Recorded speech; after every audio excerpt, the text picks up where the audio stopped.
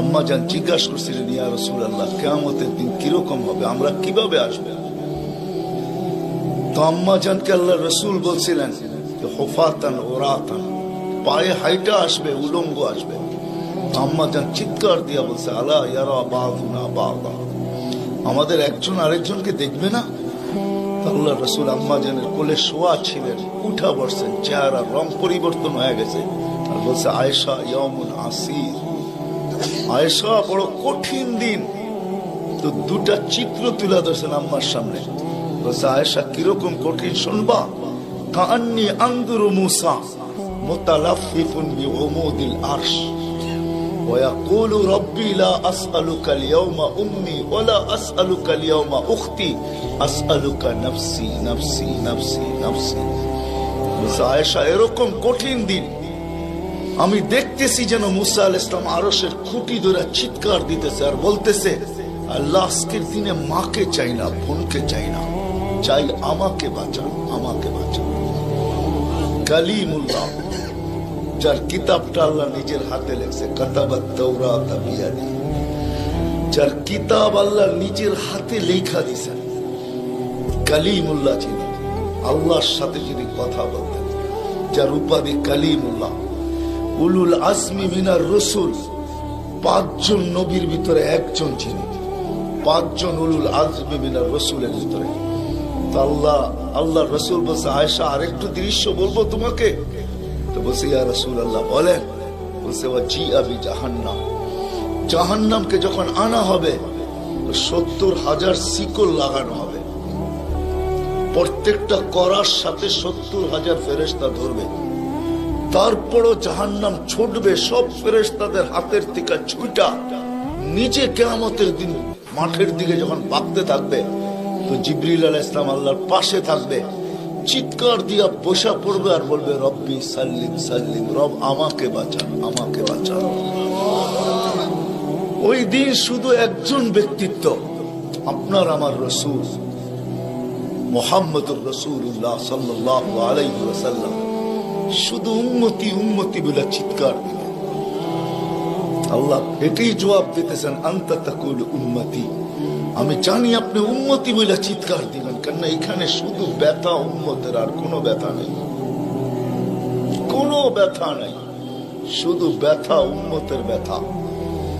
এমন এক ব্যথা দিলের ভিতরে ছিল, তো বলছে আপনি উম্মতি বলে চিৎকার দিবেন, আমি বলবো রহমতি রহমতি, 99 রহমত রাখা আছে, সালতো তা, ওই দিন আপনি চাবেন আমি দিব, শাফি তুসাফা, আপনি সুপারিশ করবেন আমি মঞ্জুর করব। আরেক রিওয়ায়াতে আল্লাহ বন্ধুকে সান্ত্বনা দিয়েছেন, বন্ধু আনা মালিকি ইয়াউমিদ্দিন আনতা সাহিবা ইয়াউমিদ্দিন, আমি কিয়ামতের মালিক বটে কিন্তু বাদশা কিন্তু আপনি, আমি মালিক কিন্তু বাদশা আপনি। ব্যথা ছিল, ব্যথা। সুনামগঞ্জের মানুষ আমার চেয়ে বড় বড় ওলামার আওয়াজ করছে, আমি শুধু আপনাদেরকে একটু নবীর ব্যথা শুনাইতেছি, কিরকম ব্যথা ভিতরে ছিল। চলেন, যখন ব্যথাই শুনাইতেছিলাম তো আরেকটু শুনাই। প্রথম সিংহায় ফুতে সব ধ্বংস হয়ে যাবে, এটাকে নফখাতুল উলা বলে, কিয়ামত যেটাকে বলে। দ্বিতীয়টাকে নফখাতুল নুশুর বলে, দ্বিতীয় সিংহা ফুতে সব আবার জন্ম হবে, সব পয়দা হবে। কিন্তু এর আগে মৌত সবার হয়ে যাবে, মালাকুল মৌতেরও মৌত হবে, এটাও সত্য, হাদিসে আছে। আমি অতদূর টানতে চাইতেছি না। সর্বশেষ যখন মালাকুল মৌত থাকবে, আল্লাহ জিজ্ঞেস করবে, মাম বাকিয়া ইয়া মালাকুল মৌত, কে বাকি? তো বলবে, লা মা বাকিয়া আহাদ ইল্লা আনা ওয়া আনতাল হাইয়ুল লাযী লা তামুত। আকাশ জমিন আরশের নিচে কোথাও কোনো সৃষ্টি বাকি নাই, শুধু আমি একা বাকি আর আপনি। আল্লাহ জিজ্ঞাসা করবে, আইনা আনতা, তুমি কোথায়? তো বলবে, তাহতা আরশি, আমি আপনার আরশের নিচে, উপরে তো না। আল্লাহ বলবে, মাদা তারাও, আরশের নিচে তাকায় দেখো তো কি দেখা যায়? তো উনি লেখা দেখবে, আজকেও আছে, ওই দিনও উনি দেখবেন, ইন্নী কাতাবতুল মাউত আলা মান তাহতা আরশি, আমার আরশের নিচে যে আছে তাকে মরতেই হবে। আল্লাযী হাই, চিরঞ্জীব, ফাহুয়া ফাওকা আরশি, সে আমার আরশের উপরে বিরাজমান। তো বলবে আল্লাহ এই লেখা আছে এখানে, তা আল্লাহ বলবে ফাতামুত আনতা, এবার তোমার পালা। ফাইন্নাকা তাহতা আরশি, তুমি আমার আরশের নিচে। ওয়া ইন্নী কাতাবতুল মাউত আলা মান তাহতা আরশি, আর আমার আরশের নিচে যে আছে তাকে মরতেই হবে। সায়ুলকি আলাইহি সাকারাতাল মাউত, আল্লাহ ওনার উপরে মৃত্যুর যাতনা ঢালবেন। আজকে যদিও উনি মৃত্যু সম্বন্ধে কিঞ্চিত ধারণাও রাখেন না, আমার বিশ্বাস উনি মৌত কি জিনিস জানেন না, এটাই তো সত্য। কি যাতনা বিষে বুঝিবে সে কিসে, কবু আসি বিষে ডংসিনী জানে। সাপের বিষ তো ওই বোঝে যাকে সাপে দংশন করছে। উনি তো নিয়ে যায় শুধু আমাদেরকে, হুকুম হয় অপারেশন সাকসেস করে না, নিয়ে যান। এমনকি প্লেনের ভিতরে উনি অপারেশন চালান, ঠিক না? মানুষ প্লেনও মরে ইদানি, আগেও মরছে। উনি নিয়ে যান, উনি মৃত্যু সম্বন্ধে কিঞ্চিত ধারণা রাখেন না। তো যখন আল্লাহর ওনার উপরে সাকরাতুল মউত, সায়ুলকি আলাইহি সাকরাতুল মউত, মৃত্যুর যাতনা আল্লাহ ঢালবেন, তো ওই দিন উনি চিৎকার দিবে, চিৎকার। কিরকম চিৎকার? বলবে বিইজ্জতিকা ওয়া জালালিক, তোর ইজ্জত আর জালালের কসম, ওয়া উলুবি মাকানিক, তোর উচ্চতার কসম মালিক। লাউ আলিমতু সাকরাতাল মউত, মৃত্যু সম্বন্ধে যদি আমার কিঞ্চিত ধারণা থাকতো, মা কাবাস্তু আরওয়াহাল মুমিনিন, কোন মুমিন মুসলমানকে আমি এত কষ্ট দিয়ে নিয়ে আসতাম, এত কষ্ট। কিন্তু বহুত ওনার হবে, উনিও মুখ থুবড়ায় পড়বেন। দ্বিতীয় নফখার আগে আল্লাহ 4 জনকে পয়দা করবেন, জিবরিল, মিকাইল, ইসরাফিল, মালাকুল মউতকে। কিন্তু পয়দা করতে দেরি, জিবরিল আলাইহিস সালাম কানতে দেরি করবেন না। 3 জন জিজ্ঞাসা করবে কান্নার কারণ, বলে ইদান ইউমার ইসরাফিল, এখনই হুকুম করা হবে ইসরাফিলকে নফখাতুন নুশুরের জন্য, আর আমাকে হুকুম করা হইবে আল্লাহর বন্ধুকে মাকামে মাহমুদে নিয়ে আসার জন্য। কিন্তু আমি আমার মৃত্যুর পরে ভুলে গেছি উনার কবর কোথায়। তো 3 জন বলবে সহজ সমাধান, ফাসআলিল আরদা, তুমি জমিনকে জিজ্ঞাসা করো। তো জিবরিল আলাইহিস সালাম জমিনকে জিজ্ঞাসা করবে আইনা কবরা হাবিবার রহমান, আল্লাহর বন্ধুর রওজা কোথায়? তো জমিন উত্তর দিবে কদ দাক্কানি আল্লাহু দাক্কা ফানাসিত, প্রথম সিংহায় ফুতে আল্লাহ আমাকে এরকম ধুনা ধুনছে, এরকম ছানা ছানছে। ছানা বোঝেন? ধুনা বোঝেন? এরকম ধুনা ধুনছে ফানাসিত, আমিও ভুলে গেছি কোথায় রাখছে। এটা মাঝে মাঝে আমাদের সাথেও ঘটে।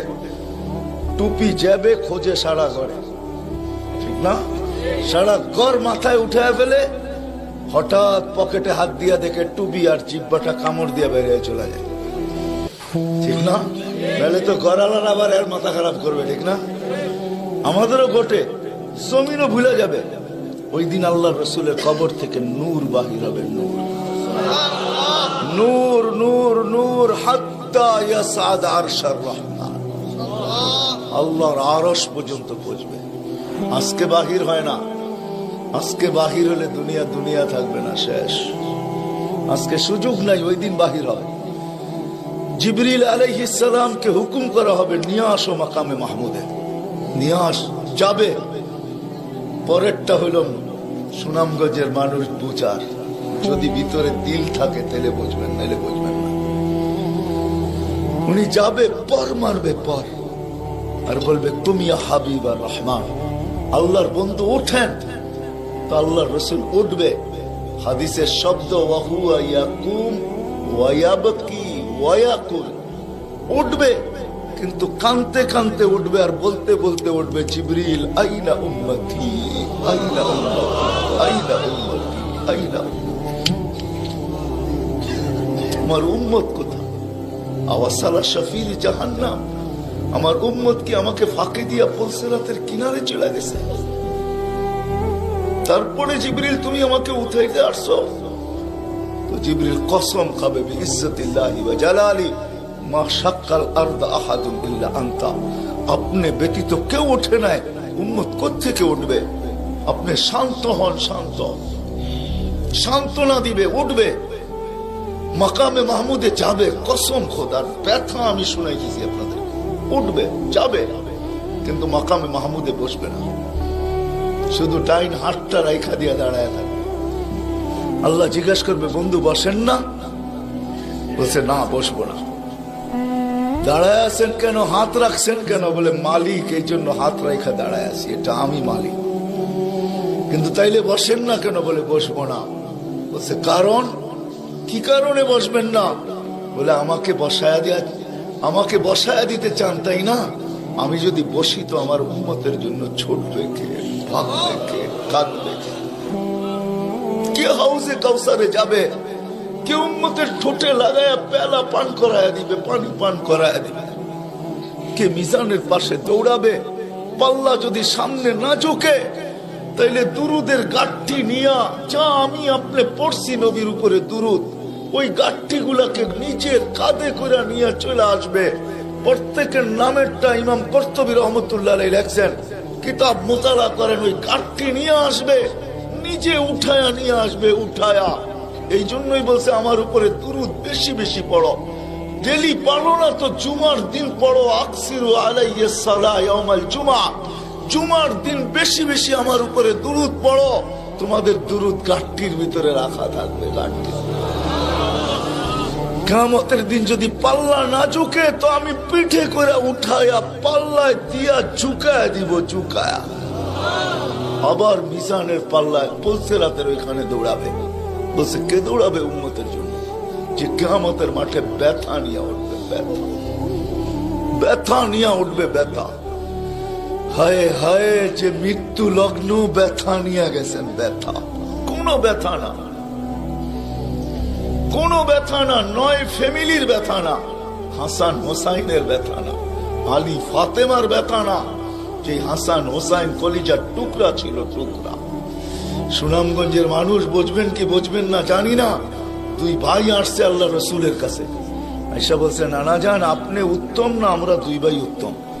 সাইয়্যিদুল আউয়ালিন ওয়াল আখিরিন কে জিজ্ঞাসা করে, যার সুবাদে সমগ্র জগৎ তৈরি, যার রহমতের ছোঁয়ায় সব অস্তিত্ব পাইছে, আমিও আপনাও সমস্ত সৃষ্টি, আরে সমস্ত নবী রসুল যার রহমতের ছোঁয়ায় অস্তিত্ব পাইছে, তাকে নাতিদয় জিজ্ঞাসা করতেছে নানা জান আপনি উত্তম না আমরা দুই ভাই? আল্লাহ রসুল সাদা সিধা জবাব দিচ্ছেন, আমি উত্তম, খায়রুল বাশার, আমি উত্তম। দুই ভাই হাসা দিছে। আল্লাহ রসুল জিজ্ঞাসা করছে আসলা কেন? নানা জান জবাব হয় নাই। মানি আমরা দুই ভাই উত্তম। প্রমাণ? আপনার আব্বা আমাদের আব্বাজানকে চিনেন? তো বলছে বলো তোমাদের আব্বাজান কে? আলিউল মুর্তাজার পুরা মানাকে পরিচয়। আমি সিলেটও বলে আসছি, আমার বড় আফসোস লাগে, বাংলাদেশে হাজারো ওয়াজ হয় সারা বছর, কিন্তু আজ পর্যন্ত একটা ওয়াজের ব্যানার পাইলাম না যে শানে সাহাবা, শানে সিদ্দিক, শানে আবু বকর, শানে ওমর, শানে ওসমান। বহুত কম ব্যানার পাই শানে রিসালাত, আল্লাহ রসুলের শান। চিনি না বিদায়, রাগ হয়েন না, আজকে চিনি না বিদায়। প্রত্যন্ত অঞ্চল সুনামগঞ্জের সাথে আজকে যোগাযোগ বড় ভালো, আপনাদের হাইওয়ে বড় সুন্দর, গাড়ি বড় স্পিরিটে চলে, কিন্তু একটা দিন ছিল এখানে যোগাযোগ বড় দুর্গম ছিল। বাতিল এই সুযোগগুলোকে ব্যবহার করছে। প্রত্যন্ত অঞ্চলের মানুষ নবী জানে না কাকে বলে, রসুল চিনে না কাকে বলে।